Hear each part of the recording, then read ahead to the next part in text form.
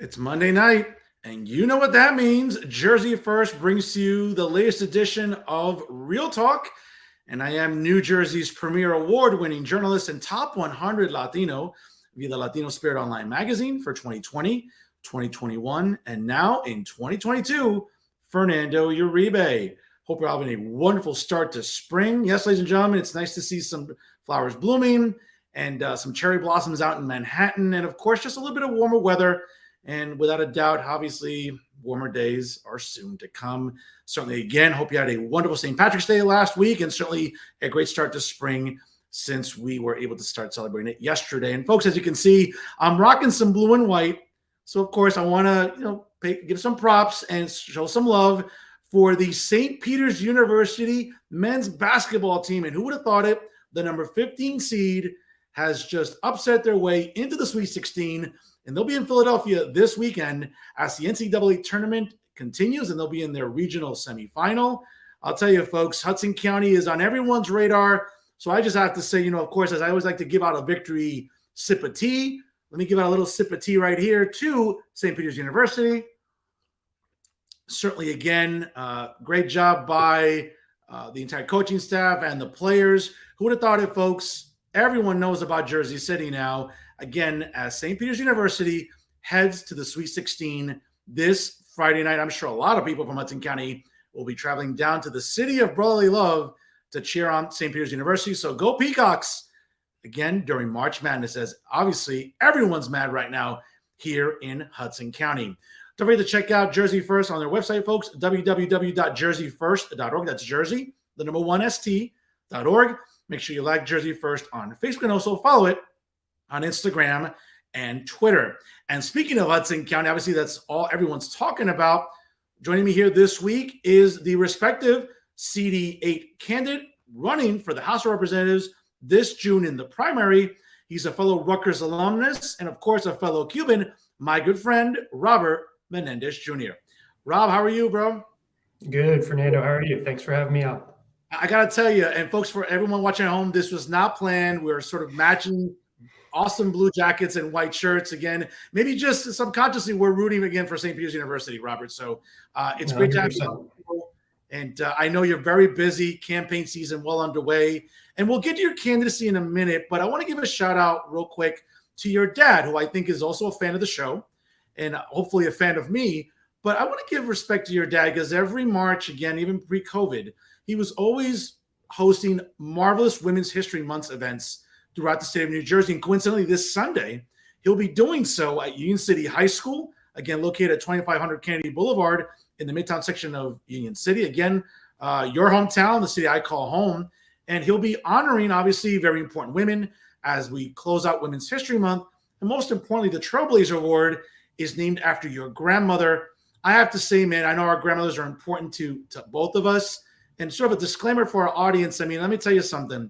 Roberts is as genuine as they come because I know in Thanksgiving of 2020, as we were still dealing with COVID, I was just dealing with the recent passing of my grandmother. Robert took the time to sort of wish me a happy Thanksgiving, but remind me, hey, I know it's your first Thanksgiving without your grandmother, so my thoughts are with you. I know what it's like, man. That meant a lot to me, Robert. So as far as I'm concerned, you're gold in my eyes for the rest of my existence because it's those little details that remind us, A, we're Cuban, we care about family, and we care about our, abuelita, right? Yeah, for sure. And it's a difficult loss, especially for folks like us who were raised by our grandmothers. Now, when they pass, it's a difficult moment. It was for me, for both my paternal grandmother, my Cuban grandmother, when she passed after a long battle with Alzheimer's, and then this past summer with my mother's. So it's a challenging time. That's why I was thinking about you. It's especially difficult during the holidays. But their lives shaped who we are. So their memory is always a blessing, and have made us the people that we are. Absolutely, Robert. And again, they influence us and shape us in so many ways. And again, I'll never forget that. Just taking the time to give me that little detail in a text message speaks a lot of volumes about you, man, in terms of how genuine you are. And of course, as it pertains to your father, I know that how attached he was to his mother and certainly just the love he shares. And again, it's this Sunday at Union City High School. Tell us a little bit more about it if you can. I know it's a big event. I'm sure I'll see you there. I know your father puts a lot of effort and time into honoring women from all different sectors, obviously with the Trailblazer Award for your grandmother. Tell us a little more about why that event is so significant. Yeah, we've been doing it for several years, and it's a chance to honor different women from around the state who do incredible things for our communities. It's a chance for my father to continue the memory of his mom, who made him into the person that he is, who sacrificed everything to come to this country. My father was the first one in his family to be born here, first one to go to college here, and all of his success just derives from the sacrifices that his parents made, but especially his mother. So it's a way for our family to continue to honor her memory and her life, and honor the folks in the state, the women in the state who are doing incredible things. So it's an incredible event. Always honored to partake in it and do my small part to keep that fire burning. Absolutely. And again, it's a great venue. And certainly thank you to Mayor and State Senator Brian Stack for hosting the event along with your father, U.S. Senator Robert Menendez. I'm sure it'll be a great turnout. It looks like the weather's going to cooperate. So it should be a good time, folks. Again, it's free of charge. So definitely check it out. It's going to be a great event hosted by Rob's father, U.S. Senator Robert Menendez at Union City High School with a start time, I believe, of 2:30 p.m. I'm sorry, doors open at 2:30 p.m. I believe it starts at 3. So folks, get out there. It's free admission, plenty of parking there. So check it out there as we close out Women's History Month in style at Union City High School. Robert, let's get to your candidacy here. Certainly, it was the biggest story in Hudson County politics to start the year. Really, roughly around Christmas time, New Year's, the current U.S. Representative Albio Ceres had announced his retirement. He was, a very dedicated public servant. Again, I know him going back to my days at Memorial High School. Certainly his wife as well, Adrian. And he's been, again, very dedicated. He's been a pretty moderate, reasonable Democrat, right? Serving in the House of Representatives, not crazy left or anything. I think he's been reflective of the district. So when he stepped down, a lot of people, I wasn't surprised. I knew that your star was continuing to be on the rise. You're an accomplished attorney. Certainly you serve on the board, the Port Authority, obviously. And a lot of people really rallied around you as soon as you made your candidacy public. Yeah, well, first, let's just talk about Albio because he's been a phenomenal public servant his entire career. 16 years in the House, doing a lot on his committees, both transportation and infrastructure and foreign affairs, where he's chair of the Western Hemisphere. So he's had a storied career in the House, but his public service predates that. His time in the legislature, his time as a mayor, his time as a public school teacher. So, his life has been dedicated to public service. You walk down Bergen Line with him and, you see people and you see how they resonate with what he's done and the work that he's done, especially in his hometown of West New York. So big shoes to fill, big shoes to fill. And I just have a world of respect for him. For me, when I became aware that Albio was retiring, it was a question of, can I be of service to this district? This is my home. This is where I grew up. This is Union City made me who I am. I live here in Jersey City now with my wife and daughter. And, I believe in everything about this district. I believe in the people here, the communities, what we represent, the diversity of the district. And it would be an honor to serve it. And I'm working hard every day to make that a reality. Robert, what stands out for you during Albio's service? I mean, any specific legislation or any advocacy or stances that he took that really stood out for you and really, again, brings it home about his dedication to the district and, quite frankly, again, his service to the Democratic Party? Yeah, so I think there's two major issues that he's done a wonderful job for the 8th Congressional District that's working on, affordable housing grants and programs to bring back to the district that created more affordable housing in the district over those 16 years.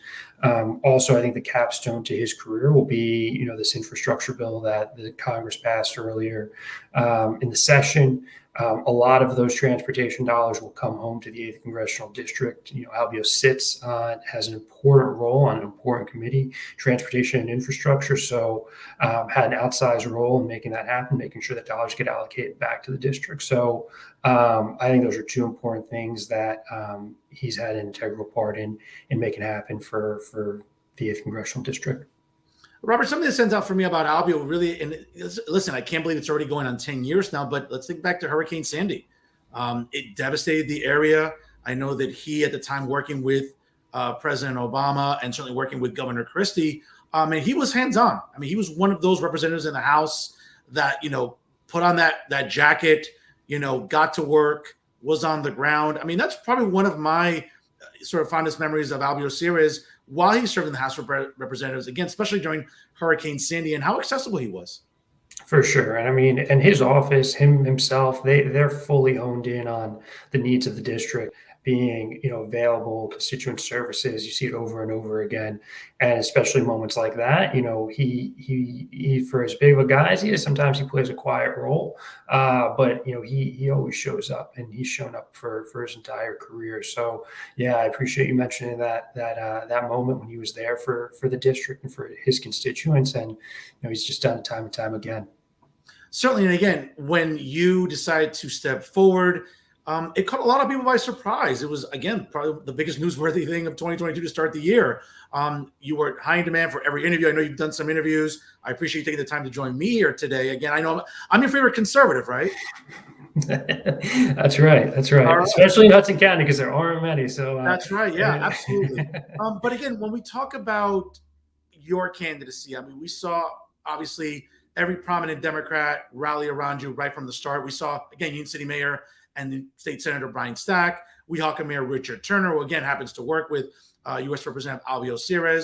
And it was sort of a domino effect. Every mayor, every legislator, even some names that we were kind of surprised by at the time, who maybe we thought, oh, maybe we won't see an endorsement. But sure enough, every prominent Democrat, from Brian Stack to Stephen Fulop to State Senator and North Bergen Mayor Nicholas Sacco, everybody just rallied around you.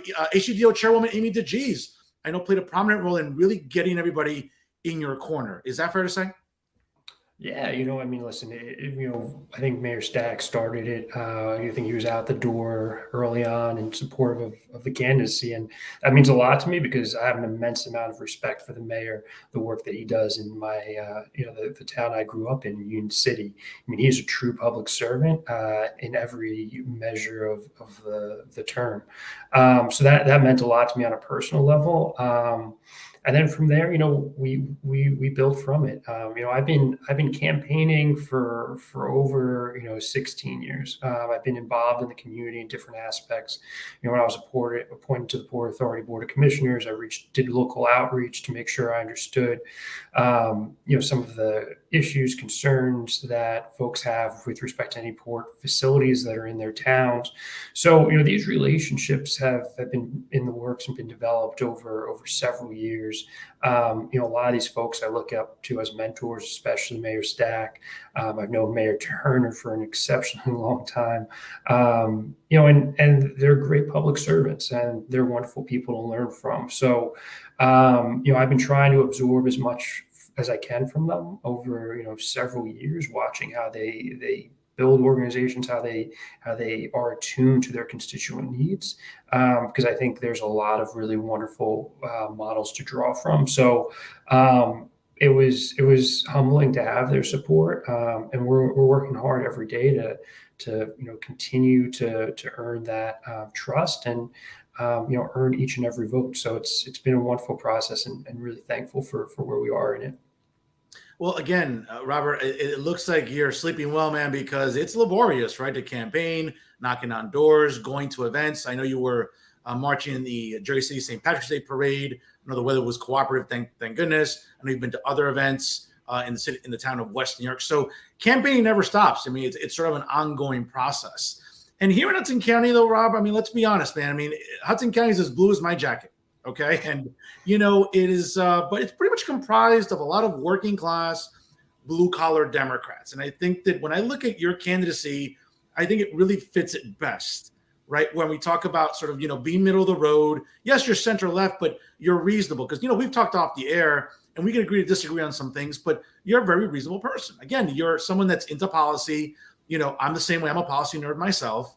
But when we talk about Hudson County, we talk about a district that, again, is predominantly very working class, blue collar, sort of like a JFK type of Democrat, area. And it seems like that's why your candidacy fits like a glove right now during this campaign season. Is that fair to say? Yeah, listen, it's a beautiful district. It's a wonderful district. But it's about putting working families first in a variety of ways. Personally, I think that's what the core of the Democratic Party is. It's working families and giving them the resources and opportunities that they need to not just succeed but to thrive. That's what I believe in. So a lot of it's thinking about the last 2 years and how we improve the lives of working families who call the 8th Congressional District home.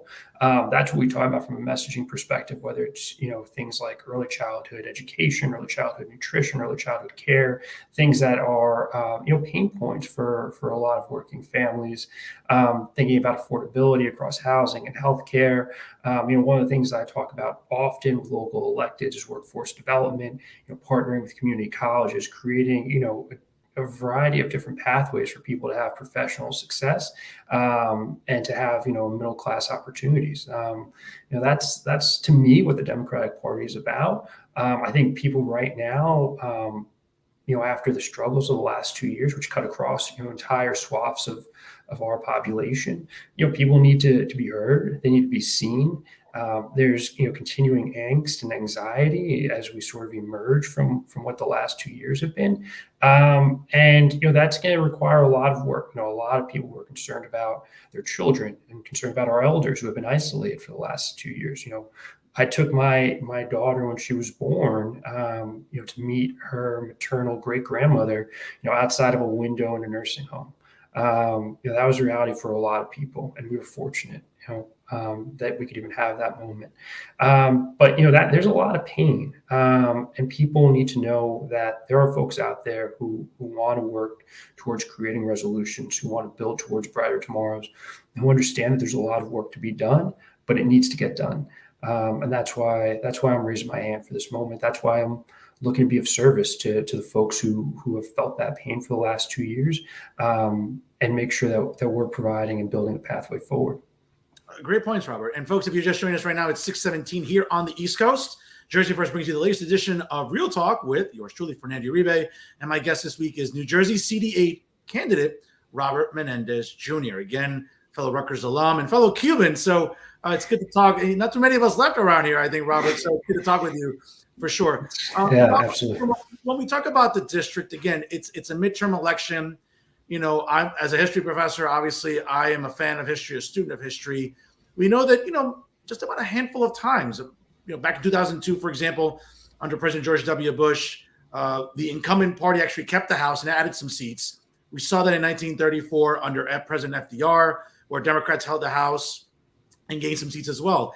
That doesn't seem to be the case. Again, I'm not a fan of polling. I think we all know polling can get it wrong. But historically, the opposing party tends to win the House. We've seen a lot of retirements nationally in congressional districts all across the United States by prominent Democrats. Does that concern you at all? I mean, again, it doesn't seem to be like history is on the Democrat side. Again, back in 2018, Republicans lost the House. We knew that was going to happen during the midterm. It seems to happen every election cycle during the midterms. Is that something that concerns you as well, even as you're running? Yeah, listen, it's historically, the midterms are difficult. That's the reality. And, sort of the prior elections have shown that to be the case. As far as I'm concerned, it doesn't impact at all what I'm doing. This is about connecting with the voters in the 8th Congressional District and carrying their message to Washington, whether we're in the minority or majority.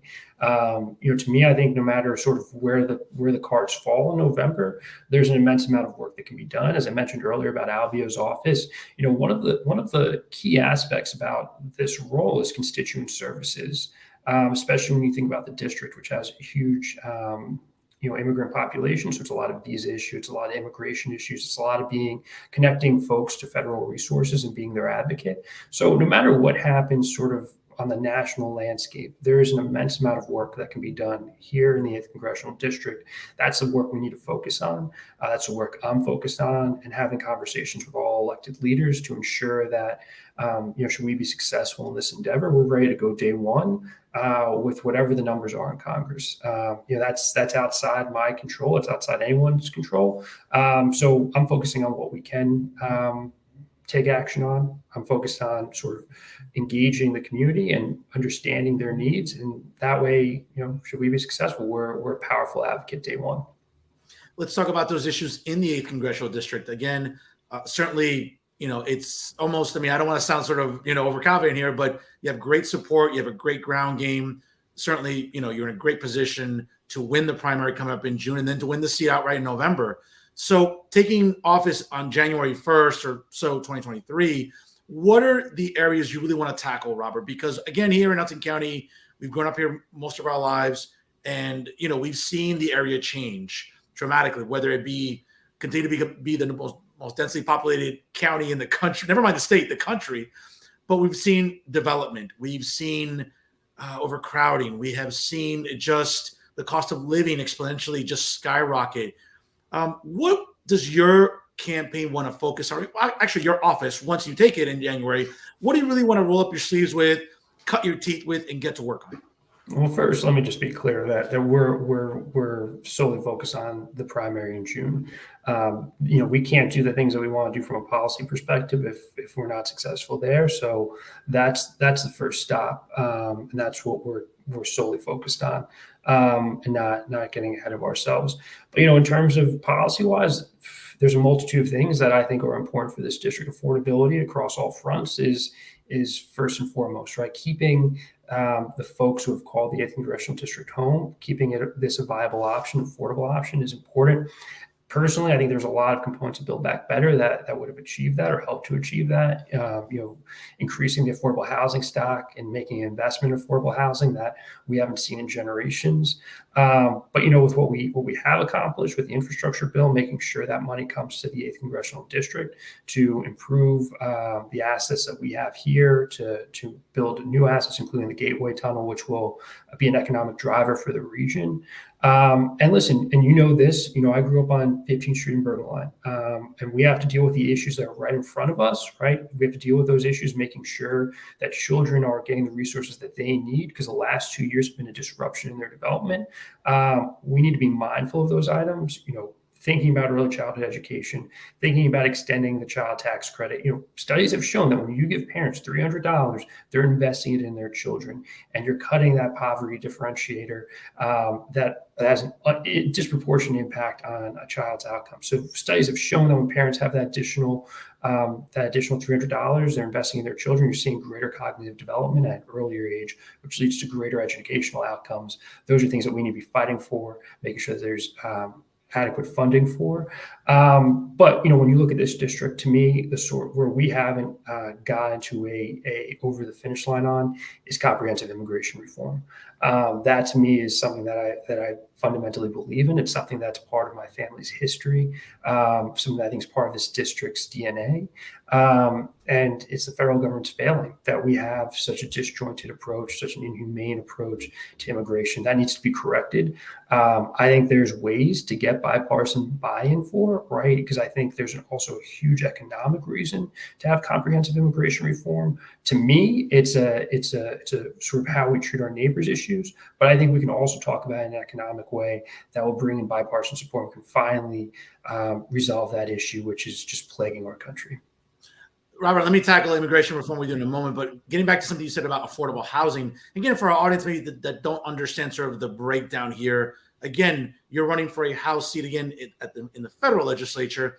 When it comes to, affordable housing and development, we've seen what's happened to Hudson County, all the way down south to Bayonne, out west to Kearney and Harrison, right up here in Union City, where, I live. I know Jersey City, whether it be by Liberty State Park, downtown, the Heights, wherever. It just seems like development is skyrocketing. It's almost on steroids, HGH, whatever other, performance enhancing drug we can think of when we talk about, let's say, sports, for example. But the bottom line is that more of a local issue that you're looking to work with mayors and state legislators on? Because at the end of the day, this is a prime location. It's near everything. I live near, a light rail station. I know where you live in Jersey City. Obviously, it's very accessible to, mass transit. But at the end of the day, this is such an attractive destination. But with that comes the cost. And with that comes, hey, I can walk 2 blocks and see Boulevard East in New York City. That's why my property taxes are high. That's why the cost of living continues to go up. What ultimately can a member of the House of Representatives do working with state legislators or local mayors to really help bring that cost down, or even to sort of maybe put a little bit of a freeze on development? Because it just seems like it's really been out of control. Yeah, there's a multitude of ways, right? Some of it's in terms of what is being developed and how it gets developed, and and working within the federal grant program, federal available dollars to invest in affordable housing. That's a possibility. Also, listen, at the end of the day, affordability stretches across the entire sort of realm of cost and whatnot. So thinking about ways to make healthcare more affordable, right? Because you can't control every private market, every private impact on cost. So wherever you can alleviate it from a federal perspective, ensuring that folks have more dollars in their pocket at the end of the day, either through federal programming, tax credits, et cetera. Those are viable ways to make any region more affordable. Those are the things that we need to be thinking about, sort of the totality of what's available at the federal level, to ensure that folks have the tools they need to thrive in this area and keep people here. It's working with local leaders, county leaders, but it's also doing whatever we can at the federal government to ensure that the programs that benefit these types of communities make their way here to the 8th Congressional District. Great breakdown, Robert. Getting back to immigration reform, it just seems like, man, it's a political football every election season, whether it's presidential election time, midterm election time. It just seems like both parties have dropped the ball for as long as I can remember. I mean, realistically, let's separate fact from fiction. What would you like to see done? Again, upon winning the seat and starting at the House of Representatives in January, what's realistic, Robert, about what can be done about immigration reform? Again, it gets talked about, well, amnesty or helping dreamers or, securing the border. I mean, there's always these talking points from the right and the left. Let's separate fact from fiction. What's realistic, Robert, and what's not realistic? Yeah. So first, one thing that I think is important to sort of note, and you did, is that it's a failing of both Democratic and Republican administrations and majorities, and there have been opportunities for either party to lead on this, and they haven't. And so, listen, if it's the Democrats in the minority, it becomes a tougher road. That's true. I think there's less appetite on the Republican side because for them, it's politically expedient to be anti-immigration and to not come to the table on comprehensive immigration reform. So I think you have to look at sort of where the numbers are in both chambers and do whatever is possible to create the best outcomes with respect to dreamers, with respect to a long-term pathway to citizenship. These things are important. I think they're going to be economic drivers, which is why I think Republicans should be at the table for. But it's difficult to forecast without looking at sort of the Democrats already having slim majorities in both chambers, and not really gaining any traction on it, much to the frustration of a lot of members of the Hispanic caucus. A lot of members who believe that this is a lifetime issue. So you have to do wherever you can within the margins to make the situation better, with always an eye towards comprehensive reform. Robert, let's be honest about it, man. Certainly, when we sit around our kitchen table or talk with our families over the years, from my grandmother and grandfather leaving Cuba to your grandparents as well. I think what makes talking about immigration difficult is the fact that, again, whether it was my grandmother, my mom and my aunt collectively, and my grandfather as well leaving Cuba, there were very different circumstances. The same thing for my father. He left Colombia. Certainly, he didn't flee communism, but he was fleeing a very bad economy in South America. But very different times, let's say, for our parents, our grandparents, in the way that they immigrated here. And I think, let's be honest, that kind of makes the conversation kind of difficult, at times tricky to discuss, because it's very different than how people have been immigrating here for the last 10, 20, maybe even 30 years. Is that fair to say? I come to it from a different perspective. Our countries benefit from every wave of immigrants, right? So on my mother's side, I'm Norwegian, German, and Irish, right? And depending on when you immigrate to this country, folks who had been here, before you probably made it a little bit harder for you when you got here, whenever that was in the Great American Journey. It's just sort of this bad habit that we have of making it more difficult for current and future generations that choose and want to be a part of our society. Listen, ultimately, I think we benefit immensely from folks that have immigrated to our country. Oh, no, Robert. Robert, let me be clear. Again, I'm the son of immigrants. I certainly Yeah. benefited from that. No, what I'm trying to get at, and maybe let me rephrase the question better. Maybe I wasn't clear, but it just seems like what was not maybe permissible, but how they immigrated. There weren't as many barriers back then for them as maybe there are now, or maybe there aren't as many now as there were back then. I think that's what makes the discussion tricky. Perhaps. I mean, am I phrasing it better for you? Yeah, listen, listen. I think it's a sensitive issue, and I'm sure, and there's folks who culturally come from it from different perspectives. Even people that are Hispanic who have whose families immigrate here at different points in time. Yeah. Ultimately, to me, those are sort of secondary issues in terms of the how, when, where, why. The primary issue is that we would benefit as a country if we brought people out of the shadows, people that we rely on, that our economy relies on, that our communities rely on, and being constructive about it. Because right now it's to no one's benefit. It's not to our country's benefit. It's not to the folks here, whatever their status is. That needs to be corrected. I think some of the things that these other points are sort of more distractions from what ultimately needs to be done. What ultimately needs to be done is a comprehensive reframe of the current situation, because the current situation is not sustainable. It puts too many people in harm's way, and that to me is a moral stain that we have, and that we need to correct. And I think that's what we need to focus on. And listen, fixing your immigration system, right? Thinking holistically about it, I think leads to better results, including better results at the southern border, where that's an untenable situation. Nobody wants that. Nobody wants to see what we have, but there's just, it's a situation that needs to be dealt with. There's a lot of components to it. What's happening in Central America with different regions down there, different countries down there. There's a lot of moving parts. It's an extremely complex situation. But I think the way to sort of think about it in simple terms is that this is not a sustainable approach. This is not the best approach that we can take as a country, and it needs to be corrected. No, great, Robert's great points for sure.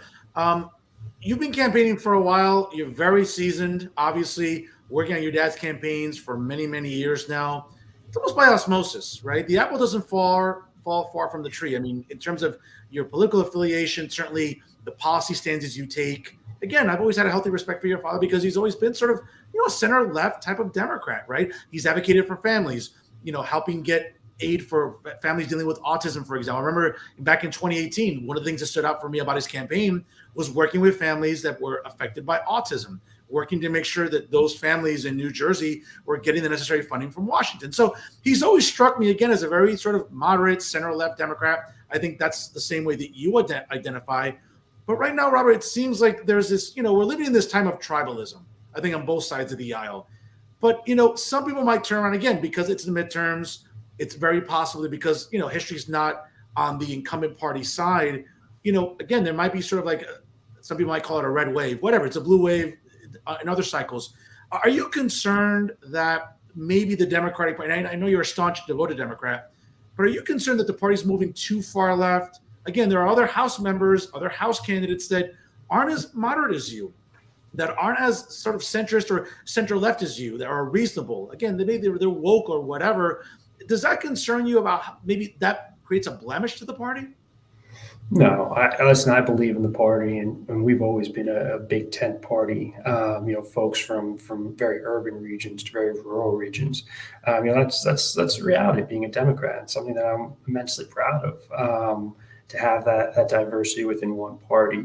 At the end of the day, though, sort of, I think we're just at a time where we're so consumed with labels, labeling people within our party, labeling people on the opposite party. When I think the reality is just folks want to look to their government, see things getting done. I think we sort of consume ourselves with the labels, but I think when people sort of think about what they want from their elected representatives, it's progress. It's taking care of the issues that are impacting their lives. The things that sort of that can alleviate a lot of the stresses and pain points in our lives. I think that's sort of what this is all about. I always tell people, I'm not doing this to just go down to Washington, spin the wheel, to stand on the sidelines, and yell into the void.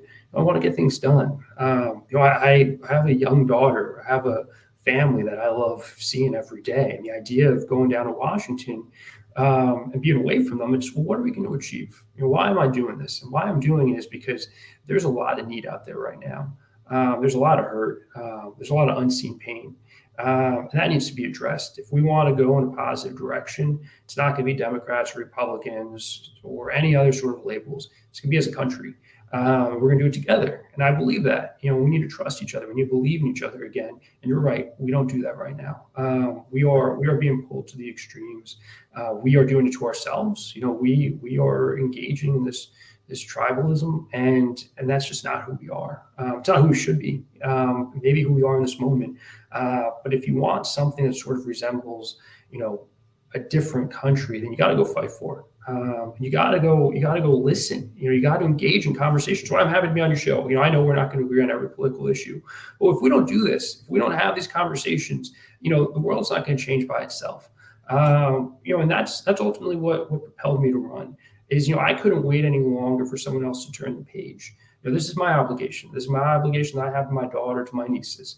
That we have to do better. And that's what this is all about. So for me, that's it. That's what this is. That's what we need to be focused on. That's why it requires doing the work. But that's what the people need right now.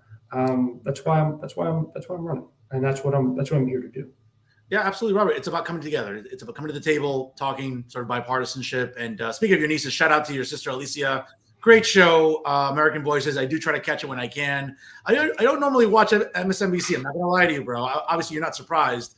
But when I do, it's to watch Alicia. Great show that she hosts on the weekends and when she fills in. So shout out to Alicia.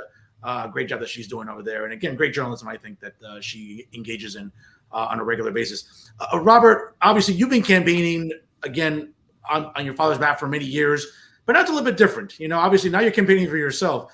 What are some of the hardest things you've had to come to reality with? Is it fundraising? Is it the ground game? Is it mobilization? Is it voter registrations? What's been the hardest dynamic right now? Because again, we're coming out of COVID, God willing. It seems like we're pretty much almost back to normal. You're able to go back door to door, go to events. As the weather gets warmer, maybe town halls, barbecues, whatever the case may be. What are you seeing right now as the hardest component about campaigning for you? Listen, I mean, I'm not, it's, for me, it's simple, right? It's sacrificing family time. That's the most difficult thing for me. It makes it, that was the toughest thing about this decision for me. But ultimately, if you believe that, we can leave this country better for our children to inherit, then you got to go do it. You got to go fight for it. And listen, it's when you're out in the community, it's the best time. There's so much amplification of negativity online. When you go out, when you talk to people, when you're face to face with people, even if they don't agree with you, it's just a different level of connection. And it's the part that I actually enjoy the most is when you're out, when you're shaking hands, when you're talking to folks, and they're trusting you with their concerns, with their opinions, with their views, and trusting you to carry it, to absorb it, and inform how you would go about being their representative. And the other thing I'll say is that when you talk to people out on the trail, generally they have such deep convictions, either about a region, their country of origin, a specific issue, a specific policy. And having those conversations, no matter whether you completely agree or disagree, but it's just engaging people who care so deeply, and absorbing their cares and their concerns. It is an important thing. I met with folks, locally who are Ukrainian, who are doing their best to support folks in the situation. They were monitoring their families. It's an extremely, extremely, extremely trying time for those folks. And just being able to listen and do my small part, trying to relay those concerns to current office holders, doing whatever I can to pitch and be a part of the solution. That's what this is about. That's what energizes me. If there's a litany of things to do in a day when it's going out and talking to people, that's the best part of the day. And it doesn't get better than that. Folks, we're about to wrap up here shortly here with CD8 congressional candidate Rob Menendez. Here on Real Talking, you can check out his website, www.robmenendez.com. Again, if you're looking to donate your time or any sort of disposable income to his campaign as he runs for in the primary coming up in June here in the 8th Congressional District.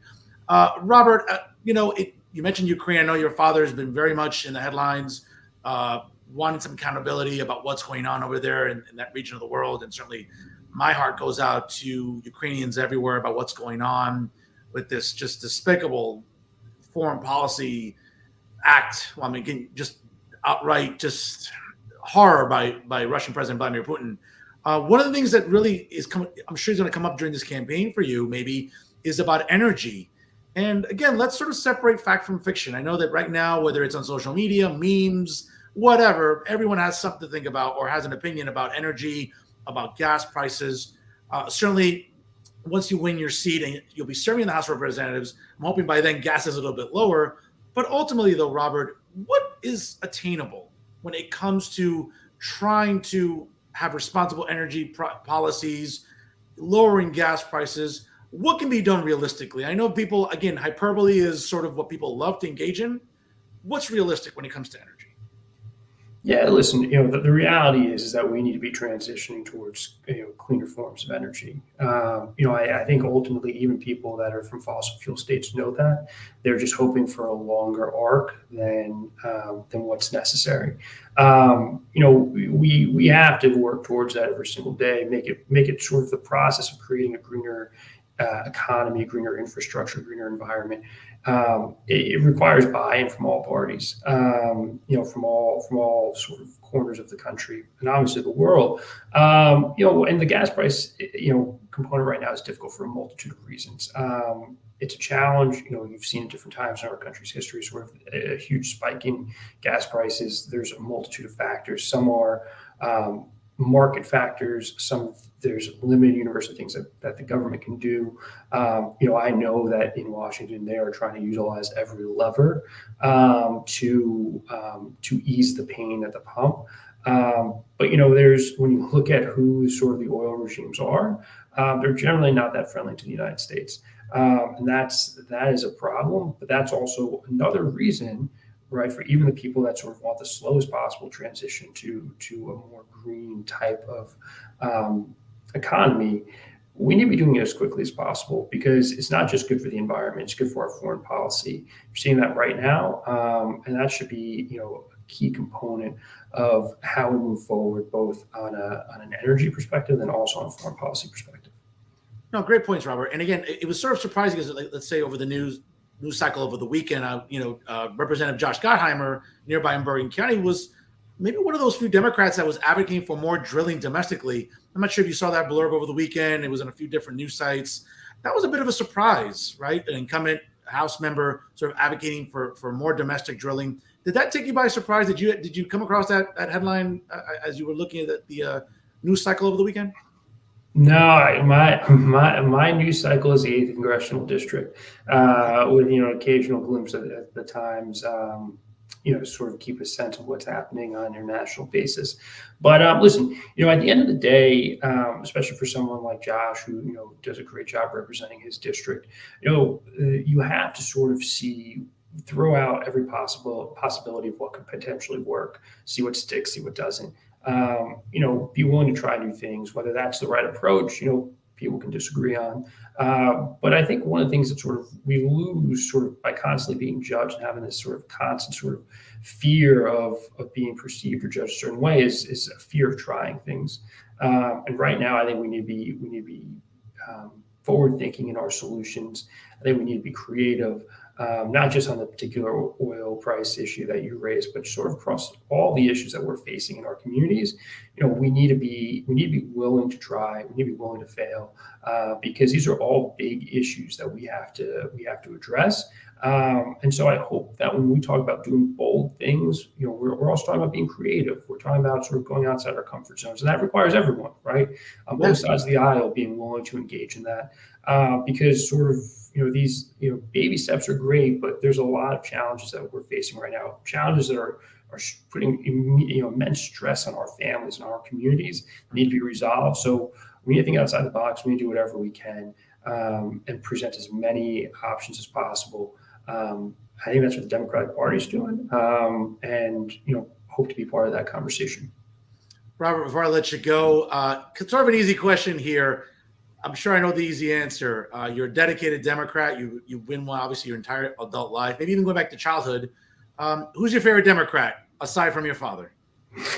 My mom's a lifelong Democrat, so she's my favorite Democrat as well. But listen, the Democratic Party has been fortunate to have a lot of wonderful public servants. Proud to a lot of them local, like Brian Stack, like we mentioned earlier. I think there's a lot of leaders in the party, both currently and formerly, and I hope in the future as well. Robert, again, you see, this wasn't so bad, right? Again, I'm your favorite conservative, and you came on here. We had a great conversation. I'm sure we could talk for hours on here, but I know you have fatherly duties to get back to, I'm sure, and your wife's been, listen, give my best to your wife. She's been very patient. Obviously, I know you've been taking some time away, but I appreciate the time here. Can I look forward to, hopefully, once you are a member of the House of Representatives, that you can be maybe a regular here on Real Talk with Fernando Uribe? Listen, first things first, I'm going to be a broken record on this. We got a primary in June, and that's what we're working towards. And that's where my square focus is on. But definitely we'll find opportunities to continue the conversation.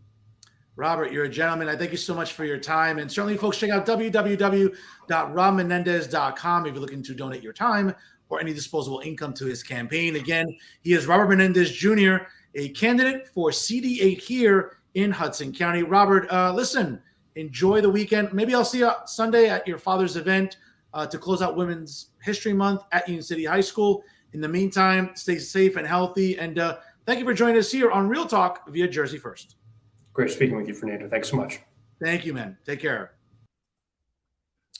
Folks, great episode here today. And certainly, listen, I think you got to know CD8 candidate Robert Menendez Jr. as he is, again, running in the upcoming primary for that House seat that, obviously will be retired at the end of this year by Albio Series. Again, he's had a great career in public service, and without a doubt, very assertive on Robert's part to step to the front of the line there and to really make himself accessible and to say, hey, I want to make Hudson County a better place to live in. It's the county I call home. And certainly Robert has not wasted any time, and kudos to him.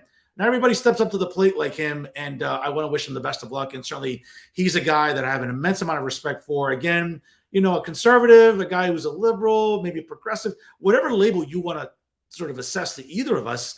It's good that we can come together and have discussions, meaningful policy discussions, which I would argue, ladies and gentlemen, is, I think, lacking in today's political climate. And without a doubt, it's these sort of great guests that make my job a hell of a lot easier every single week here on Jersey First via YouTube and also on Facebook Live. So again, folks, check out his website, www.robmenendez.com. Also, make sure you check out his social media if you're looking to get involved with his campaign.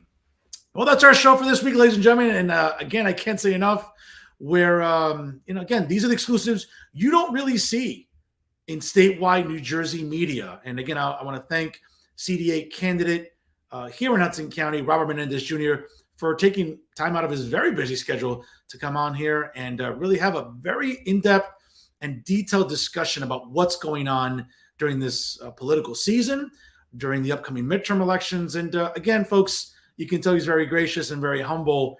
And again, it comes from a good upbringing. So best of luck to Robert. I'm certainly rooting for him. I'm not shy about that. I don't really care what anyone has to say. I think highly of Robert. Again, if you caught the beginning of the interview, you'll know why, again, talking off the air and just being very genuine with me and my family.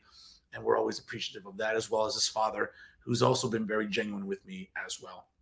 Folks, make sure you check out Jersey First at their website, www.jerseyfirst.org. That's Jersey, the number 1 st.org. Make sure also you like Jersey First on Facebook and also follow it on both Instagram and Twitter.